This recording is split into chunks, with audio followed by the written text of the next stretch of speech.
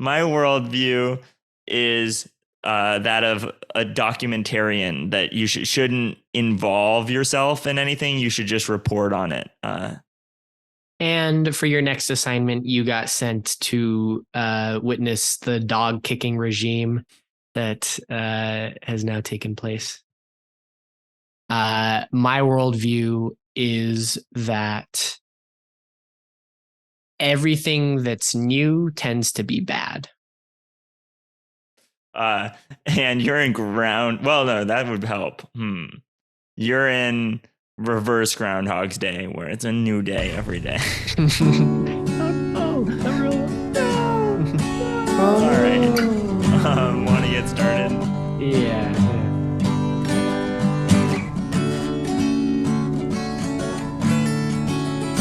Hello, and welcome to another episode of Muprov Musings. I believe this is episode 6. I am your host, Hal Munger, and joining me now is your other host, Julian Bernardo.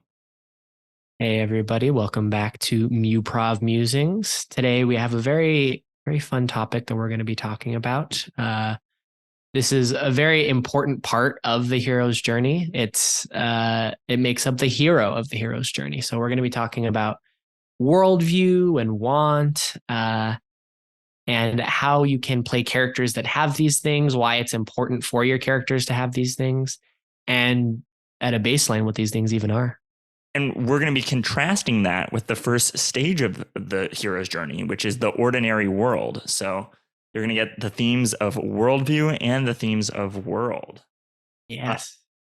And worldview was a thing that entered into like our improv thing during the pandemic through Cameron. She came up with the idea of applying to the beginning of a long form narrative a worldview onto the character and building the whole long form narrative out of that character learning to adjust their worldview.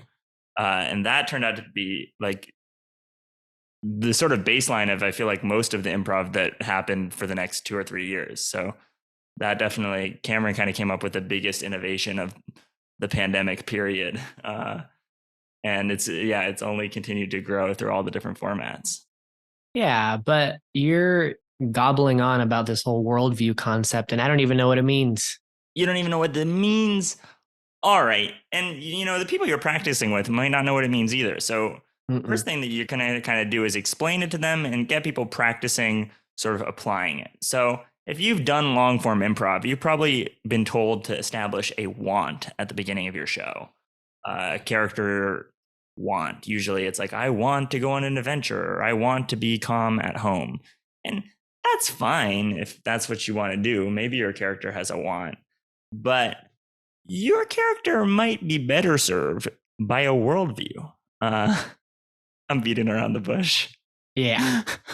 So a worldview is, you might consider it similar to a want in the sense that it's something that your character has that guides their actions, but it's as it states, it's the way that your character views the world. We all view the world in different ways. We have different beliefs that we project onto it. And with the hero's journey, since you're going to be traveling from an ordinary world to a special world, we really want to highlight the importance of your character's worldview. Mm-hmm. But what does it mean for this to be the way that you view the world? Mm-hmm. Colorblind? Well, no, not really. A lot of times people can kind of confuse, random adjectives like shy for their worldview counterpart. Right. And when Cameron first introduced this to us, people were throwing out a lot of things, that, myself included, that weren't really worldviews per se. So let's practice like taking some characters from pop culture. We haven't written down which characters we're going to do, and sort of figuring out what their worldview is. Julian, you got one? Yeah. One that is always so strong to me is Shrek. So if you've seen Shrek, you know that his worldview is that the people outside of his swamp are just there to hurt him, and that he shouldn't open up to anybody because the only thing that comes with vulnerability is getting hurt. Mm-hmm. And well, little Yeah. spoiler, but this changes over time. But I would describe his worldview as people should stay to themselves. And Yeah, you should take care of yourself. And yeah, you should take care of yourself. What about your favorite, Julian? Batman.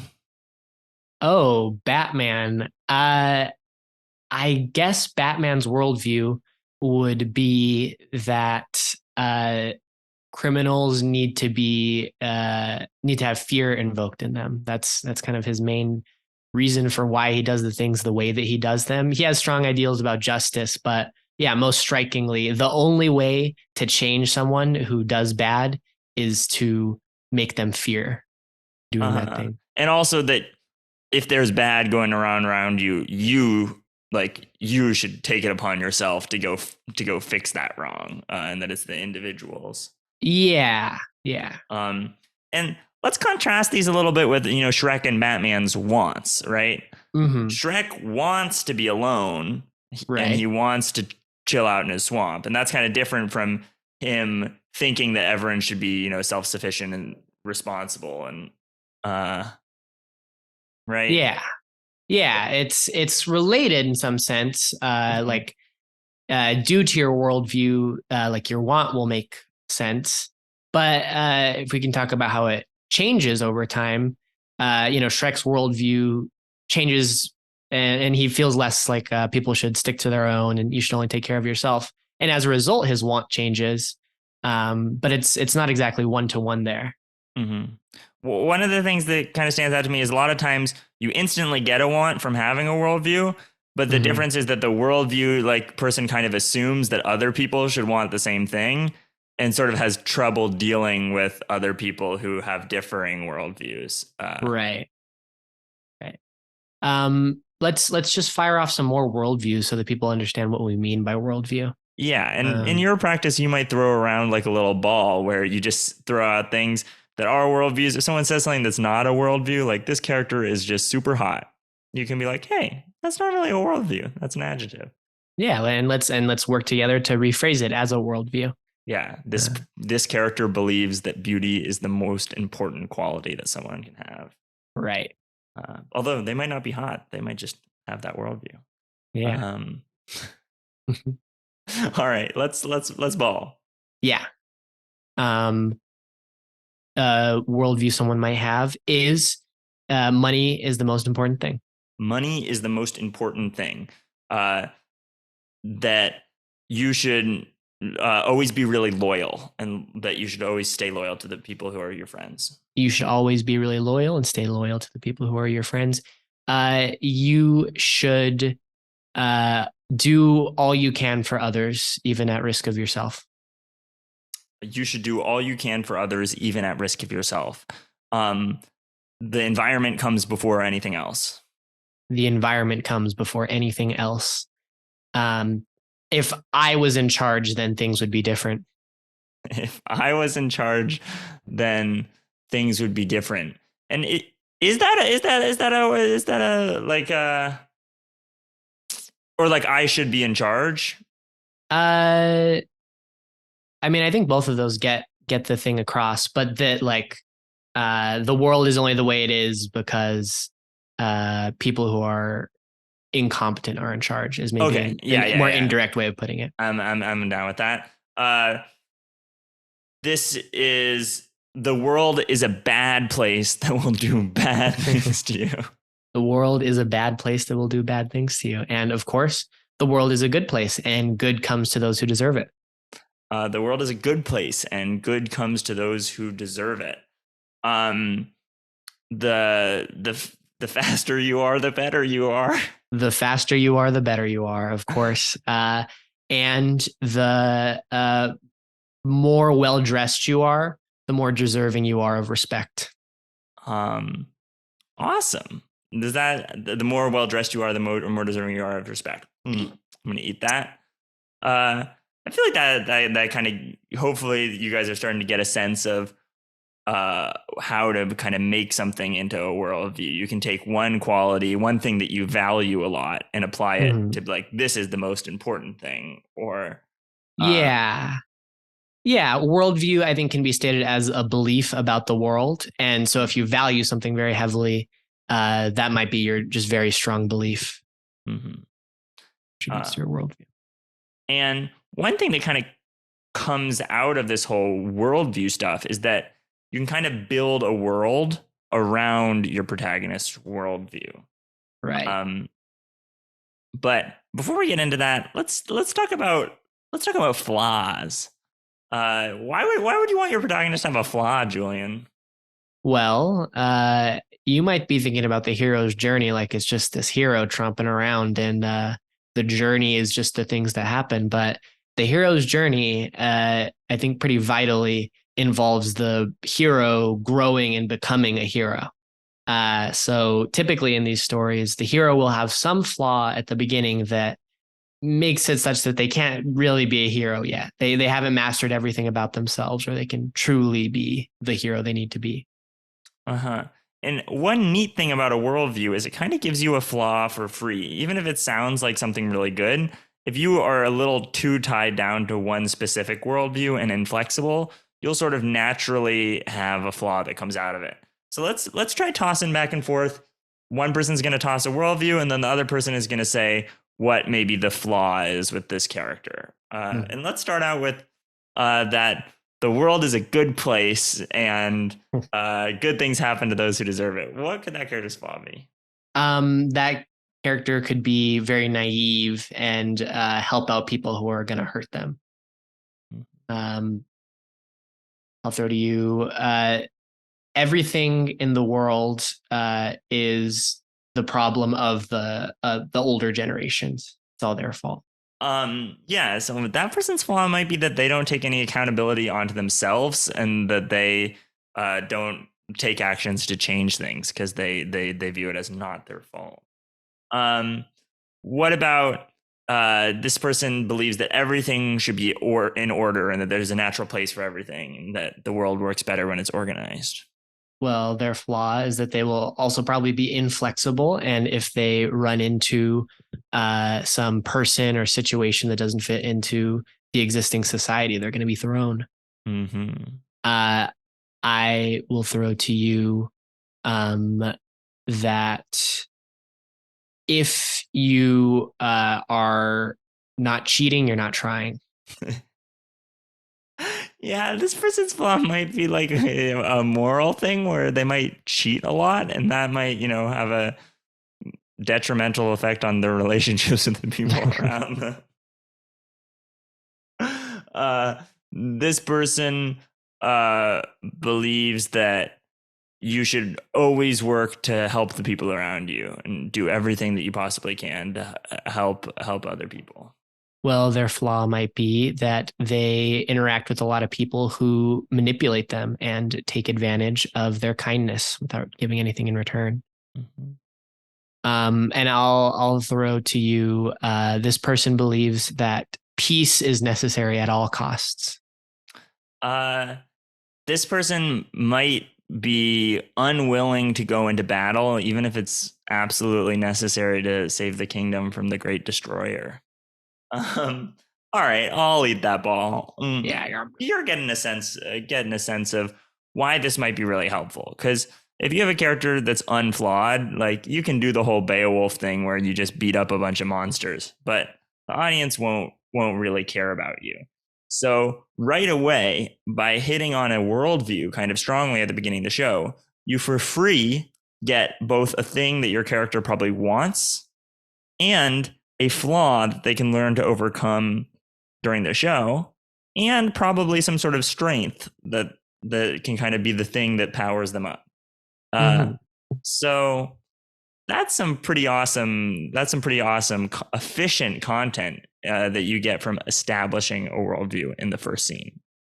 And as an exercise for this, I think doing what we just did would be helpful, throwing around the worldviews and figuring out their flaws. Or if you want to get into scenes, you can try to do a scene where your character has a worldview, and you don't have to so clearly demonstrate that flaw early on. But afterwards, you can discuss as a group what the flaw would be, and so like what obstacles they might come up to later in the show. And when you start to get into scenes, depending on what your group is, if you're not used to doing long form, these scenes are going to feel different than the scenes that maybe we were telling you to do yesterday. We were talking about kind of goofy genre games. Julian, what percent dial should your genre be set to? I think it should be at like 25. 25 out of 100? Yeah. Okay. Yeah, not out of 30. Right. No, not out of 30. What if it was out of 30? What would it be? Like if it was out of 30, it would be I'll say an 8. Okay. So low genre dial, and then the real thing that you might not be used to is like how much should happen in these opening scenes. Zilch. Nada. Nothing. And that's obviously a little extreme. Right. But if you're not used to this kind of play, you're going to need to practice doing nothing and doing scenes that are boring and just getting rid of that instinct to make everything happen in the scene. So let's stay on this though, because this is very important for like pretty much every format we're going to talk about and just Muprov in general. That I think is different than what some people might be used to, is truly getting used to doing nothing in some of these scenes, or very much dialing back the need in your head of like what has to happen in a given scene. Maximal be average.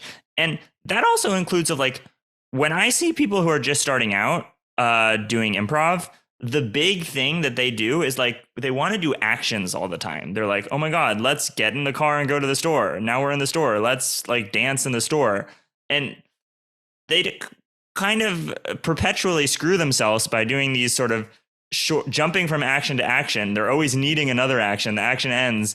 And they're never actually getting to the point of what the scene is. If you want to be in a store, start the scene in a store. You don't need to make something happen again and again and again. And you can kind of see that with people who don't have a lot of improv experience, is that they're trying to make a concrete thing happen because that's what seems to be the most interesting. Yeah. And it is a thing where I think for practicing with Worldview for the first time, if you haven't practiced for it, then you really should layer on this idea of doing nothing. But naturally in improv, things are going to happen. I think one of the distinctions to make here is no new trouble versus just nothing happening, right? Like you don't want anything to happen in these scenes where you're just figuring out the worldview and the character that is trouble, that is going to pose a problem for your character in any way. But, things might happen that could even be interesting, but they should be boring to your character, or at least something that they've done before. Yeah. The keyword is new in the no new trouble. Right. If you're not used to this and you start right away, like the first thing out of your mouth is like pulling out a gun and shooting the other person or whatever. Let's say the first thing out of your mouth is like you're a superhero and the building's on fire. That's okay. Yeah. What becomes an issue is if this is the first time the building's on fire and the person you love the most is like dying in the building.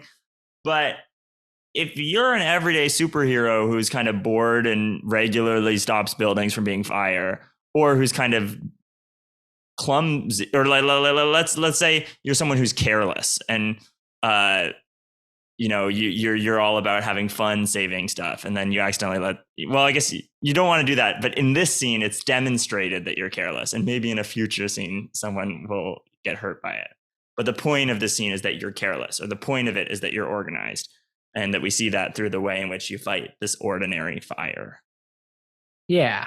Yeah. I mean, we were talking about superheroes, but I think there's a lot of great examples of this in superhero movies. They'll often start with, maybe a high action sequence where a lot of stuff is like happening on screen, but the superhero is typically very in their element. For example, if you're going to start a sci-fi scene, don't start with like the aliens are coming. Like, what are we going to do? Just stick to maybe you're on the ship and you're just cruising through like normal. Yeah. But if the aliens are coming, what are we going to do? It's like, well, I've fought 20 different species of aliens. These will be no different. Bam. And now we know that you're a confident captain or whatever. And yeah. How do you do not doing? How do you like just do a scene if not a lot of stuff is happening? Doing, not doing. Julian, you're accidentally doing some Taoism right there. But I think that the primary thing is dialogue, right? Like if you're just talking about something from your life, maybe it's a book that you like, or, a test that's coming up, or the process of selecting jobs in this dystopian universe or whatever. You're just talking, but the point is not the thing that you're talking about. The point is the way in which you're talking about it to the other person. Are you super confident? Are you super timid? What's your attitude towards the things in the world, rather than you really don't want to have a show that's all about how the world works, because not going to be good. But dialogue is definitely the key here.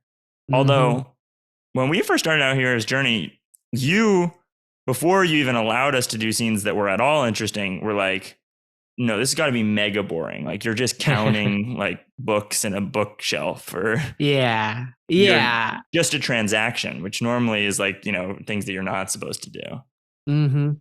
And I'll credit that. I heard about that exercise from Dave Dennison at the SF Bats Improv. And the way it was described to me, that I think is helpful to get this through your head, is play a scene as if you are a background character in a movie, as if you are literally just like the people in the back of the restaurant that are talking, besides like the awesome main character. Yeah.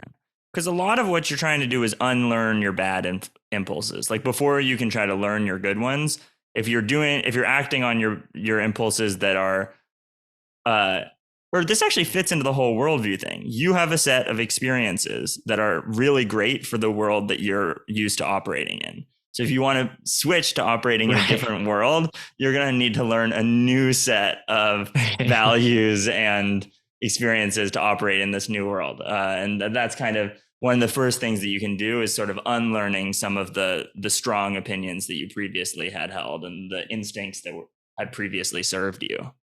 Yeah. But after these totally boring scenes where the main practice is just like, don't start any plot, what can we get into?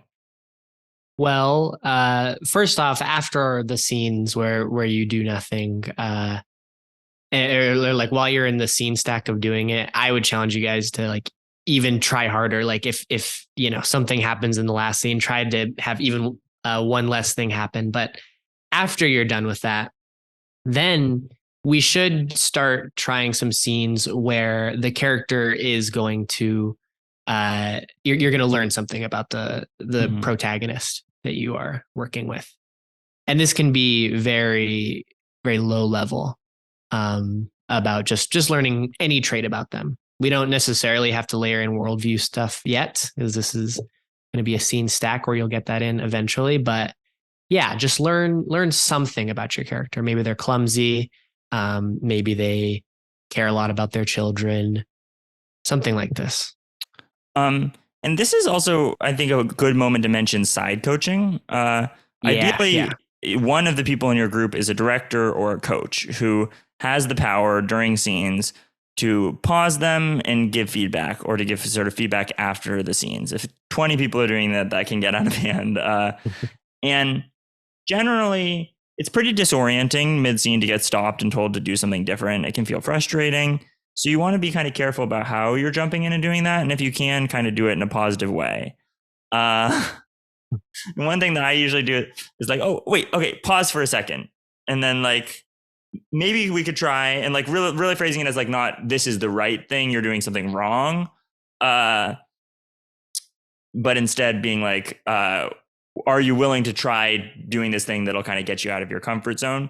And one great method that I found recently for that is to take, if the person's instinct is to make something happen in the scene, you say right after they make something happen, you say, okay, pause. That's awesome. You just made this thing happen.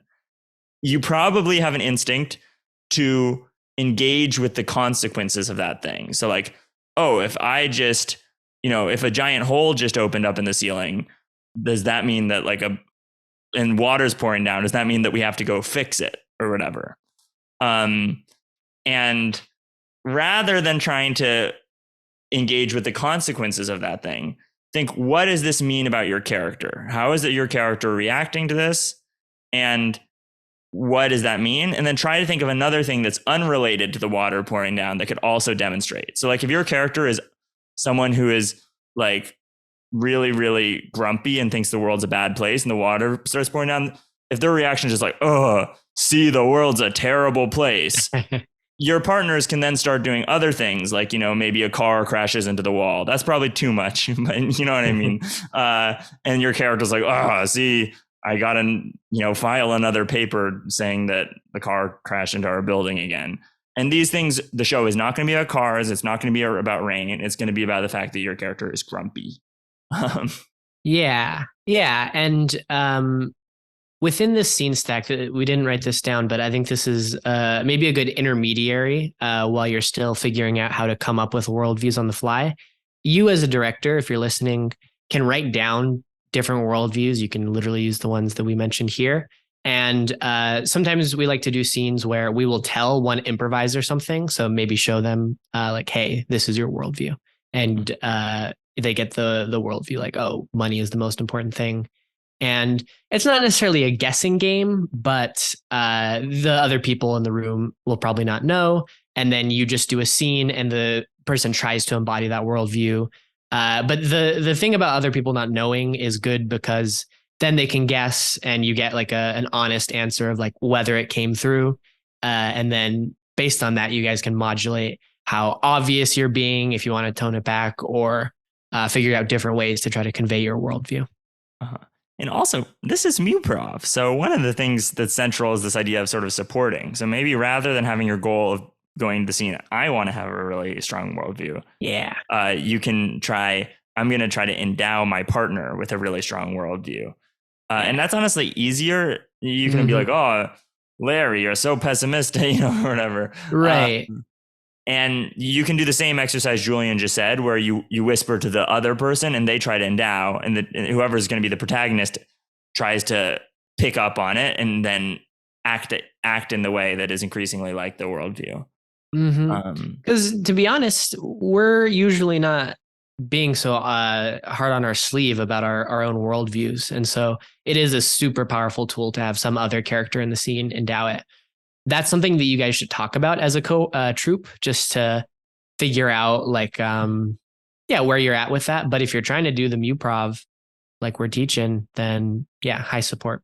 Yeah. And as you get used to playing with a protagonist, because that's one of the other main things that you're going to be establishing in this show is a protagonist. I would definitely highly recommend starting to note down every time someone becomes the protagonist. And if you see a pattern, like if one person is in your group is the protagonist 100 times in a row and the other person is never the protagonist, just show them that data. Like it doesn't have to be some thing that's like, and you can even tell people at the beginning, oh, we're trying to have this balanced and we're going to keep track. Because most people are not malicious, but there certainly are a lot of people who don't know how to balance stuff. And then there are a lot of people who are really timid and need an extra little push to jump in and fill that role. Yeah. And it is important. Like this isn't even just like, be nice to everybody in your troupe, which obviously you should. But when the hero's journey comes, you're often going to be playing either the hero or not the hero. And probably everybody will have to at least consider playing that role. And everybody should be practiced for it. I think it's easy to do what you're good at in practice, but often you have to do something else in a show. So practice it all. It'll be good for your shows. Yeah. And maybe honestly if you have a lot of shows, choose your hero before the show. And then you can practice explicitly making someone the protagonist. Because there's also the thing, if your group is too supportive, where everyone's like trying to endow the other person with the worldview and they think the other person's the protagonist. And it's like, oh God, guys, just pick one. Well, you were talking right now, though, about this person who is so pessimistic and then the water falls through and then a car crashes through the door or whatever. And so it seems like the worldview that person has is confirmed by the world that they're in. That makes me think about some of the other stuff that we have to talk about. All right, Julian, what are you hinting at? I'm hinting at a 2-word phrase that I know you want to say. All right, thank you, Julian. I'm going to say it. The 2 words are quadrant theory. What? Quadrant theory? Quadrant theory is awesome. This is going to change your hero's journey. If you are familiar with, and I think this episode is going to be kind of the most useful of the episodes that we've had so far, probably to you. And I think quadrant theory is a big reason for that. If you may have been already familiar with a hero's journey. In fact, you may have already been familiar with everything that we've said in all of our previous episodes. But quadrant theory might open some new doors for you, as it's a way of applying worldview to the hero's journey and mapping the hero's journey through the 4 quadrants of quadrant theory. All right. Do you think I've said it enough? Do you think I've said quadrant theory? No, one more time. Quadrant theory. Okay, quadrant. What are the quadrants? Quadrant. What are the quadrants? Quadrant. Well, there are 2 axes. And Julian, you want to take the first axis? Yeah. So the first axis it's subjective, but whether you have like a good or a bad worldview, we weren't exactly labeling the ones that we said, but stuff like money is the most important thing. Typically, like narratively, is not like favored, and that's the thing that we want like the hero to get over. Mm-hmm. But you might also have a worldview like helping others is important, and that like might be narratively favored. Yeah, and another way to think of this is like, is the level that your current worldview is at good or bad? Like, right. Helping others is important. If you're at a 7 or 8 on that, that's probably a good thing. If you're at a 10 on that, maybe that's a bad thing. So it's kind of like, are you at the right level of your worldview or not? Is another way to think of that axis. Yeah. Then, do you need to change or not? Do you need to change or not? Yeah.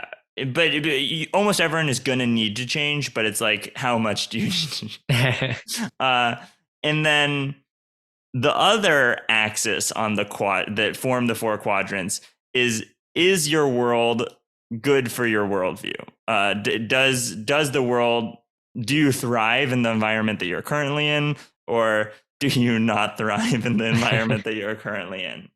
And basically, over the course of the hero's journey, you can start out in any of the 4 quadrants on this axis. When you cross into the new world, you will flip usually on the world axis. And then as you grow as a person, you'll flip on the worldview axis, and then you'll return. Wait. You're talking a lot about flipping and axes. I just heard about this quadrant theory, and you need to make it clearer for me. Julian, you're a statistics PhD. And even I'm having trouble here. So for everybody who's listening, when we talk about axes, literally just throw up your arms in a cross, like a plus sign. And you're going to think about one of your arms as, how is your worldview at a good level? Is it too much or too little?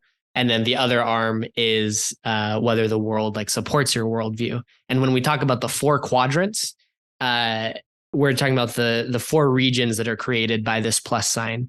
Mm-hmm. So literally think back to like high school algebra or geometry or whatever. And each of these quadrants corresponds to one of the potential things you can be, because there are 4 possibilities. Mm-hmm. And just to list it out once, what are the 4 possibilities? You can be good in a world that fits. You can be bad in a world that fits. You can be good in a world that doesn't fit. And you can be bad in a world that doesn't fit. And I think people are familiar with the quadrants because of the whole like chaotic, neutral, good, lawful, evil or whatever thing. People are really into putting characters on quadrants anyway. So Yeah. just get used to this new one. And you may be kind of unfamiliar with each of the four corners. So let's give some examples from pop culture of protags who fit into each of the four. Let's do it. And let's start out with my favorite. Julian, you can probably predict who this is, but this is someone who maybe has a bad worldview, but they're in a world that really fits. Mm-hmm. Do you know who I'm talking about? I think you're talking about Lightning McQueen. Yes. The protagonist of Cars. His worldview is that, you know, the faster you are, the better you are, that you put yourself first, and that winning the race is the most important thing. And that's not a good worldview. He's not a good person, but he's in a world that doesn't fit that. Mm-hmm. All right. Next, a character with a bad worldview, but it doesn't fit. It's not good for that world. The example I have here is like Bill Murray in Groundhog's Day. Oh, wait, right. Yeah, I guess it kind of, I guess he thinks like, you know, I'm the center of attention and that I'm the most important person. And he's in a world that, and everything around me sucks. And he's in a world that is boring and that doesn't value him. And, you know, he's grumpy. Yeah. And he's grumpy, and he's in a, well, I think this is a good point for clarification here, is when we say that the world fits their worldview, do we mean that they are right in their worldview, or do we mean that having their worldview is a good thing in this world? Yeah, I think that like having their worldview helps you out. Right. So like another character. Oh, you know, the classic character is Scrooge. Scrooge has this worldview of like, you should, you know, make a lot of money and put yourself first and not be kind, and Christmas sucks or whatever.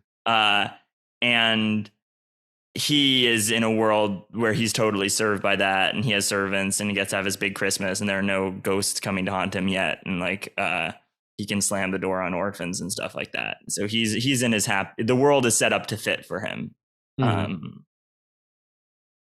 All right. Do you have an example of someone who has a good worldview and they fit in their world?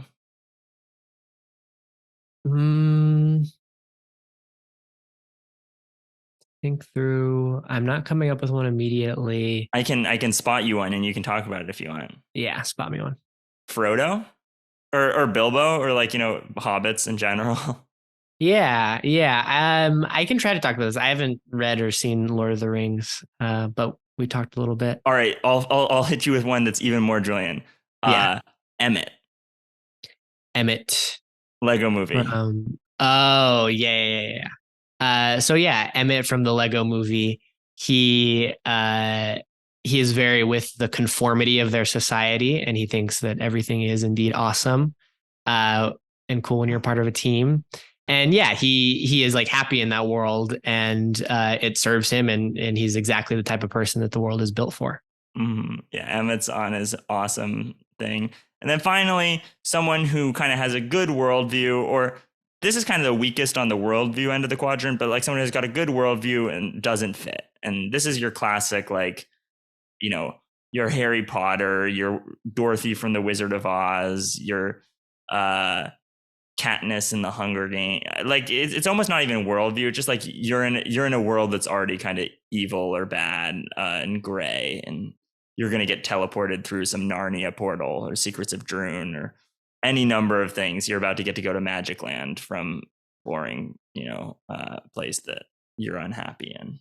And I think it can also be something where the character, this like diverges a little bit from like the typical hero's journey, but it's mentioned in the book that we talk about as well, that like you can have a character who changes the world around them, and like that is their journey, is like getting everyone else to like subscribe to their good worldview. So I think that would also probably be something that falls in that quadrant. Yeah. And for this, we would kind of run some scenes where we'd be like, all right, let's practice doing a scene now that we've practiced endowing a worldview, where we endow a quadrant. And you can you can pick a quadrant beforehand and be like, all right, let's try to get this fits bad person or flawed character. And it's kind of a fun way to build the world around a person, where you either build a world that doesn't fit or a world that does fit. And so let's think about the example that you were talking about with the pessimistic person who does live in a world where everything kind of sucks, and there's always roofs leaking and cars coming through the door. So that would be they've got a bad worldview, but they're in a world that fits it, and they like being grumpy. And yeah. And another thing that we do at this stage is like you can do another ball throwing, where the one person throws a worldview and the other person catches a world that fits it, and then you can practice the other thing where you throw a worldview and catch a world that doesn't fit it. Do we want to try doing that for a second? Like, yeah, let's do it for a second. You probably heard some in the cold open. Yeah. But now that you know what we're doing, I'll throw you. Bravery is the most important quality anybody could have. And this person lives in gladiatorial Rome.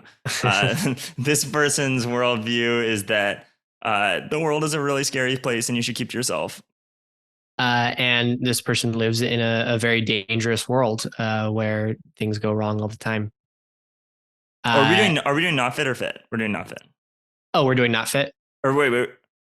Oh, I see. I thought you were doing fit. Yeah. Awesome. We're doing fit. Okay, I'm on the same page. Yeah. For another one, if you don't style yourself, then you don't deserve respect. This person is a supermodel in supermodel camp, summer camp. They're like a young supermodel. This person believes that all criminals should end up in the Arkham Asylum. And they are in a world where there are a lot of crazy criminals who are always trying to commit outlandish crimes. One more, maybe. This person believes that success is more important than happiness. And this person is on Wall Street. All right, let's switch around the ball to the worlds that don't fit your worldview. This person thinks the environment is the most important thing. But they live in the capitalistic dystopia where they sell trees for 1 cent. This person believes that with friendship you can conquer anything. But they live in New York City all by themselves. This person believes that you should always rely on other people to do stuff for you, and that if you have connections, you'll never have problems. And they get sent to a desert island where they have to do it all themselves. This person believes that you just need to be smart. And if you are smart, you can get through any problem. But they also have to, they're on the football team because they needed a PE credit. All right. Cool. So you get the idea. And so you now kind of understand, hopefully, the 4 quadrants, and maybe you could establish, but I want to give a sneak peek of how these are going to help you as your character goes along the journey. Right. So ideally, in your quadrant theory, I mentioned flipping over these axes. I think it's great to look at the examples that we gave. So like in cars, if you have a bad worldview that fits into the world, you believe that all that matters is winning the race and that whoever's the fastest is the best.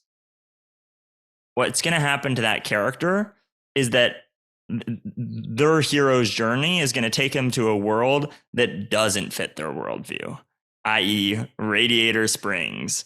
This is a small town where people are all about supporting each other and living their lives. And just sort of being normal, and no one wants to be a superstar, and everyone's happy, right?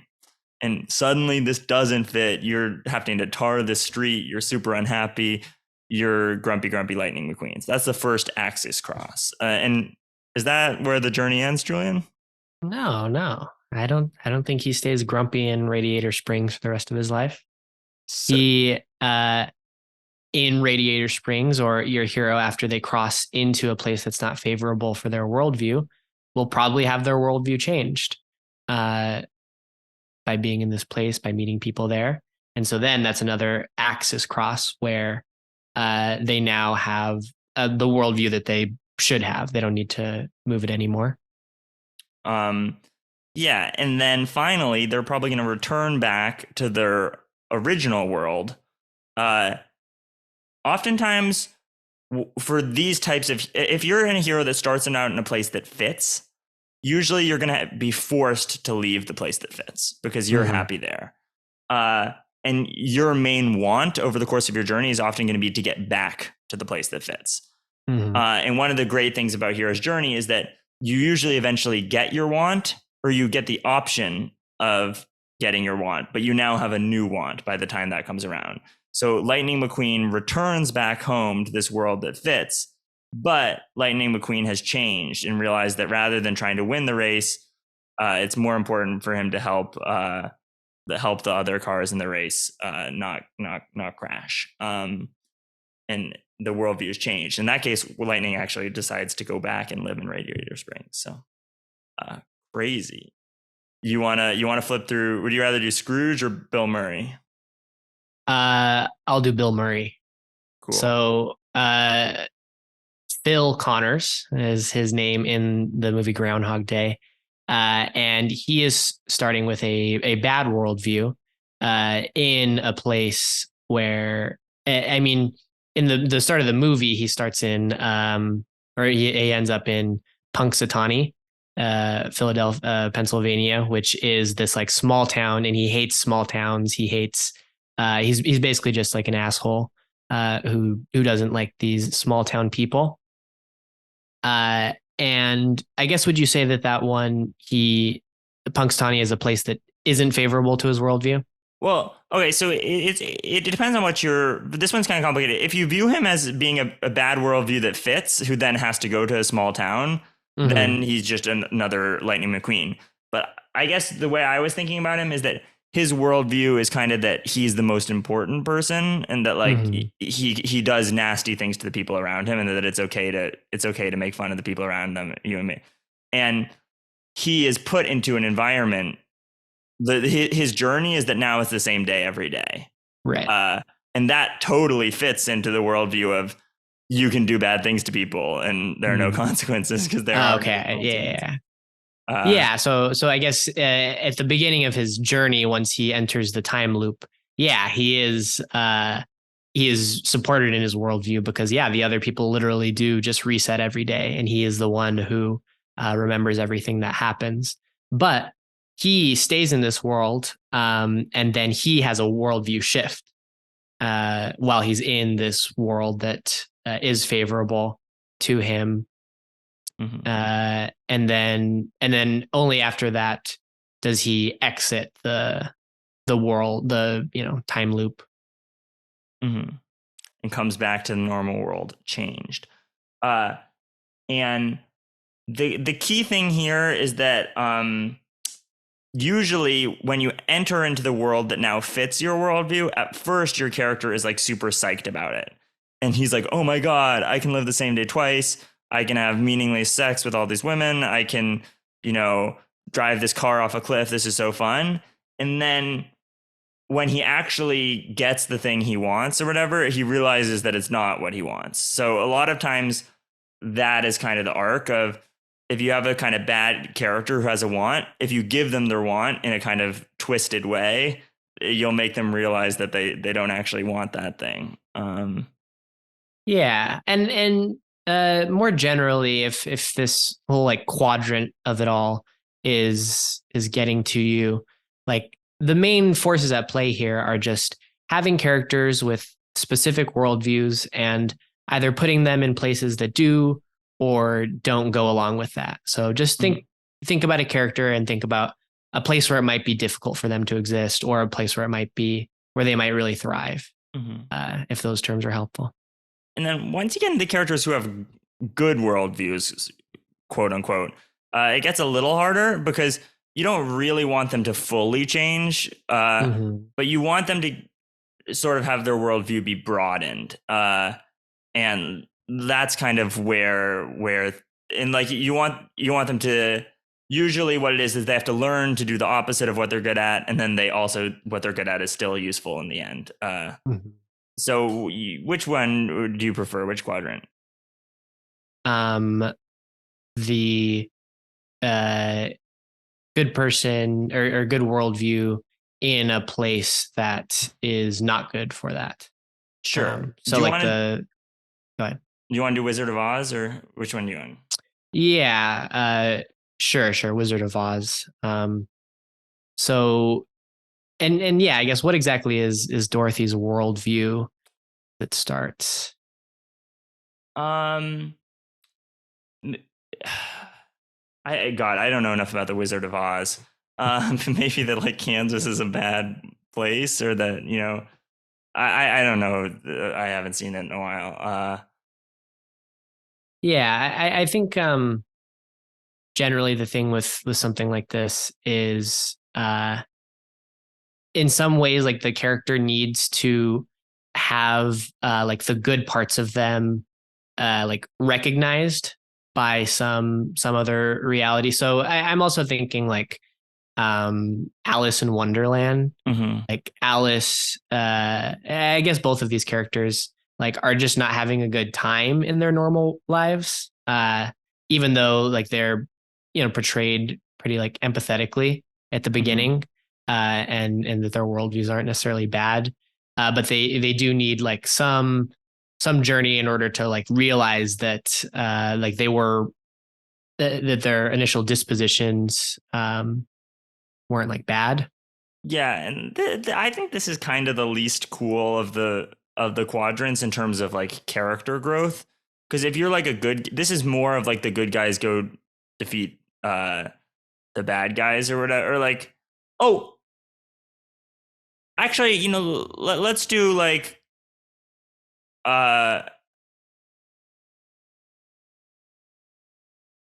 Coraline maybe is another one of these.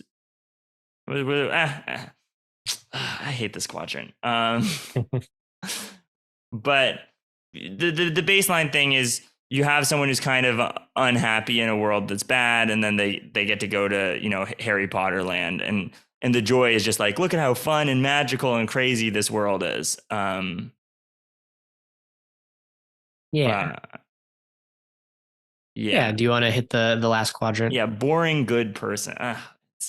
Yeah, the last quadrant is actually more interesting. This is the happy at home person, the Emmett or the Hobbit of your team. So Emmett, everything is awesome. It's like a pretty good worldview, right? He's in a world that fits. What happens there? Well, he becomes involved in some conspiracy of sorts. Sorry, I think you're gonna have to take this one. He gets this like weird thing stuck to his back, and everyone starts chasing him, and there are a bunch of villains. So Frodo also kind of has this everything is awesome vibe of like, hobbits really like to eat and chill, and they don't want to be involved in any trouble. But suddenly the Nazgul are chasing you around because you have this ring and you need to get on the run. So usually this is someone who doesn't want to go on an adventure. And that's kind of their sort of flaw thing that they're going to need to change, is that this is someone who is not adventurous. They're happy. They're in a good world. And then some villainous force comes and ruins their world. And they need to go on some journey to either escape it or to like save their town from it. And then over the course of their journey, they become an adventurous person. And once you've fought a couple trolls, then you're more willing to stand up to a dragon at the end of the story. Yeah, and this is a little bit off book, but as we kind of struggle through these parts of the quadrant, I might argue that when characters start with good worldviews, that it's not as much about changing their worldview over the course of the journey, but changing their like self view. Mm-hmm. And like, yeah, just their self perception. So they might need to gain bravery or like acknowledge that like the skills that they have are useful, even though they weren't in like the ordinary world. So I think that that is like a sensible path for a character to take if their worldview is like positive at the beginning. Mm-hmm. Yeah. Um, yeah, because or change the world around them as well. Like if you're a good person, like if you have a good worldview that doesn't quite fit into your world, like you're Harry Potter and you're like, I'm super important, I need to do everything. It's not the best worldview in the world. But then you get taken to Magic World and you are super important. And like Harry never really actually learns to like rely on his friends. He kind of to the end has his worldview issues or whatever. But he's a good guy and he just fights evil, and that's enough to kind of carry the thing. So I don't know. Yeah. Have flawed Yeah. characters. They're more fun.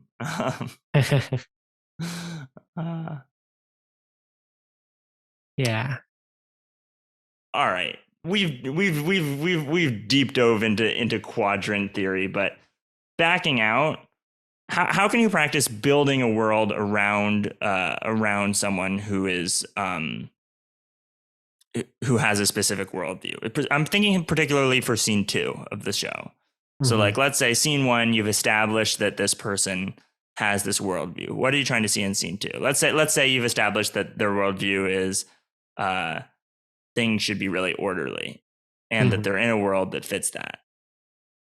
Yeah. I guess if you've established this, it depends if you're trying to like move on yet from like the ordinary world. What do you have in mind?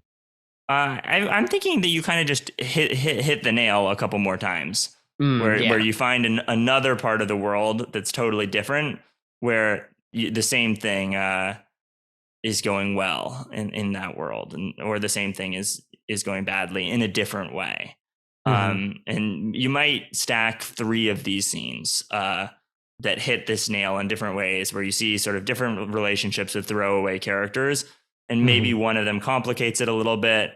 And maybe the third one is the one where the call to adventure happens, so there actually is some action in that scene. But yeah, you're kind of hopping around and changing things, and you kind of practice those stacks of like, can I jump in as a side character in scene 2 that hammers this even more so? Because for the first scene, people might not be thinking of it as a worldview, even if they've established it that way. And if you hit it on the second pattern, then you've got this. And I do think too, it's important to emphasize here that I'm sure you can figure that out from just listening to us. None of this stuff is like hard coded and like black and white, right? Like it is very helpful if you like as a troupe sit down and try to think through some of these examples. Oh, like what quadrant really is that in? But it doesn't map exactly. It's a very useful tool, but definitely don't like beat yourself up about some of the more subjective parts of it, and don't like hold if you are the director, like don't hold your fellow improvisers to this as if it is like the word of law. Yeah, with everything in improv, making mistakes is awesome. And particularly with this kind of brainy mental stuff, usually what we do is say like, practice is kind of a time where you're pushing yourself and overthinking things for a little bit. And then once you hit the point where people are too in their heads and it's messing with the scenes, then you turn off your head, you get into your heart, and you just build up these instincts. So you train yourself to play in a way that you're kind of not used to. But by the time you're in a show, like quadrant theory that word has never entered my mind during a show. I've never explicitly thought, what's that character's worldview? I think there are some players who do that, but it's much more of like, I have these instincts where in my first couple scenes, if someone says something, a strong opinion, I'll be like, oh, well, you always, and I'll support that. Or if someone kind of hints at something, I'll react to it. And based on my reaction, I'll start building a consistent set of opinions that I'll have to learn to change over the course of the show. Yeah. Like you may disagree with me here, Hal, but I believe that like all of the mental work for any sort of scene or like learning a new skill should not happen on stage. Like you can go, obviously for some exercises you go in and you're like gonna have to say something or whatever, but like really, if it doesn't feel like it's valuable to talk through these things, getting them out before you're in the scene and like having a stronger understanding of what we're trying to talk about before you actually have to do it, I think is quite valuable. Mm-hmm. But it's really valuable for post game analysis, right? Totally. If you're like, why did this go wrong? Like, oh God, you might be like, oh, that character just didn't have a worldview, so there wasn't anything that they could learn to grow or change, or we didn't give them obstacles that challenged their worldview, or oh, the starting world was in one quadrant and the new world was in the same quadrant, so they were still happy as a clam and their whole adventure, they didn't grow, so yeah, this is kind of pre and post analysis. And you can apply this to your own past improv shows or just keep on hitting up movies and being like, oh, they just keep on looping through these 4 quadrants. Not everything fits into it, but it's a pretty good baseline. Yeah. And to zoom out a little bit, this is a great time if you are trying to work through this or trying to put together a troupe to really think about how you are doing like feedback and like talk back after scenes. It could be good to figure out whether it's usually best, I think, if like whoever the director is or whoever's running practice kind of fields the moderates the discussion. So, you might give some opinions and then open it up to everybody else to give their opinions. And then also all getting on the same page about the way that you would like to receive feedback is very important.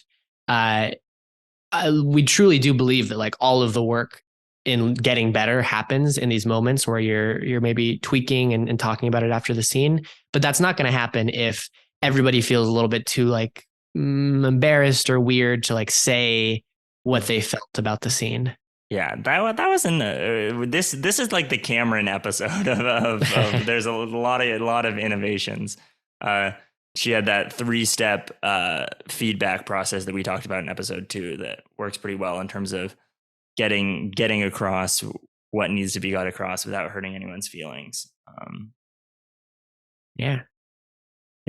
But this stuff is hard. We were struggling with it here on the episode, as you can tell. Yeah. This is a meta theory about how like characters work in these kinds of shows. That's tough, and it's very in line with the kind of things that you can do with Muprov.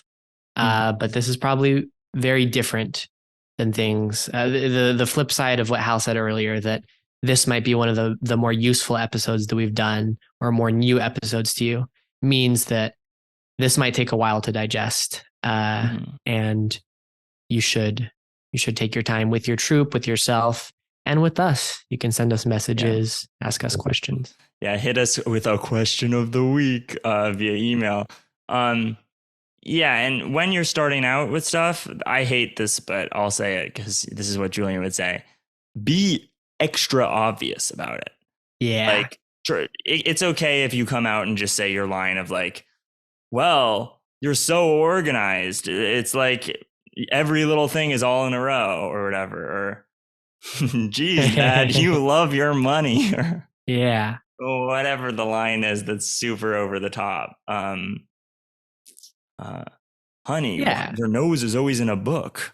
If you start so obvious, then, obviously that's not how like movies work. That's not really how they do it. They're more interesting and subtle, maybe, but you can slowly put on the weight of trying to convey these things in a more indirect way. But making sure that everybody is on the same page, I think, is a very important part of the whole Muprov. All right. Well, do you want to call it an episode there? I don't know what time are we at? We're about hour 1, so yes, it's a good time to call. We're just perfect. All right, let's end the show there. If you like this episode, you can tweet out #quadrant theory. Yes, tweet out #musings. Yes. Yeah, and yeah, and just in keep general, listening. you can share That's like the biggest way you can support the show right now is if you share this with other people who might be interested in it. And I know we are working on Hero's Journey right now, but I think that the things in this episode and in many other episodes would help someone, even if they just listen to that episode. So don't feel like it's a TV show where if you send it to someone, they have to watch it from the beginning. Mm-hmm. Yeah. All right. Thank you, everybody. This has been Muprov Musings. I'll talk about my sign off. My sign off is that just before recording this podcast, I auditioned for an improv group.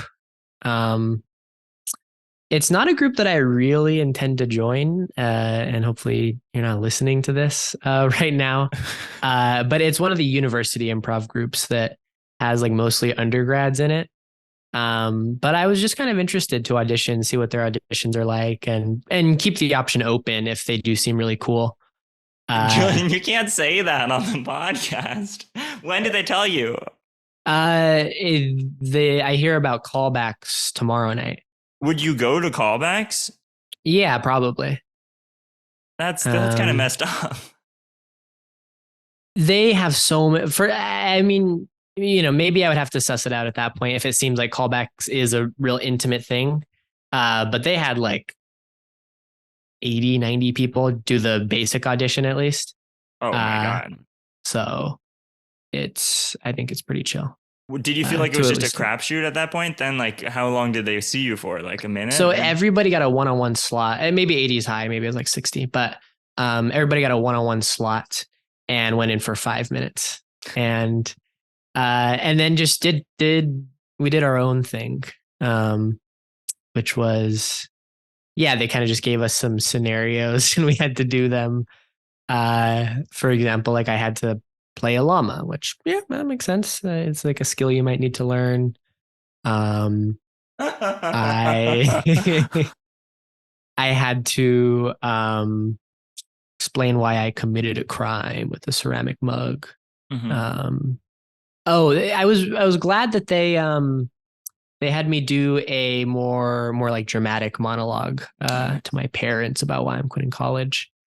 And then I think it's similar to just in a very microcosm how we have done auditions where they probably have things that they want to see from you after they see a little bit. Cause like right as it was ending, it was like, anybody else? And then one of them was like, I want you to be a wrestling announcer who's announcing 2 new wrestlers.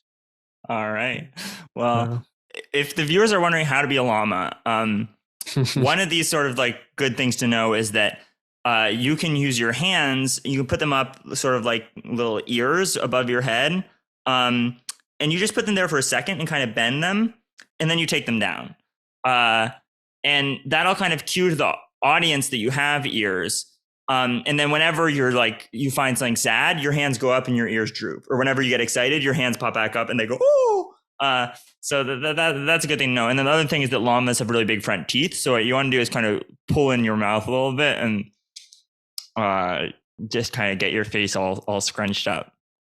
Just in case you're trying to audition for the undergrad UMich improv group. But oh my God, this is going to go on forever. I have the other sign off thing. It's just that this episode is coming out on Sunday because I am going to be giving a little 8-minute video presentation at the Robin Hood International Improv Festival.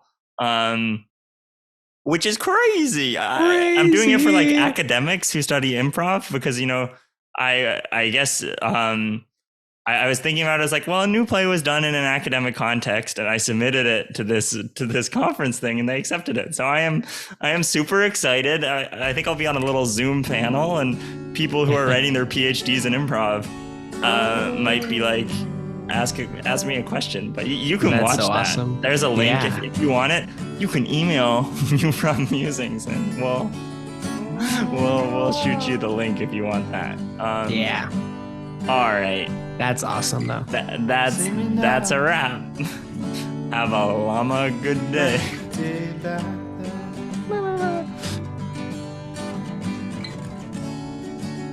See me now.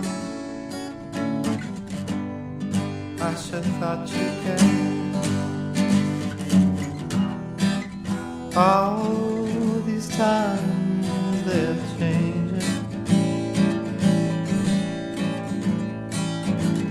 Oh, and my mind is rearranging. Can't you see me now? Like you always did. Can't you see me now? I just wanna be with you. When the times they seem so crazy, can't you see me now? Can't you see me now? See me now. Can't you see me now?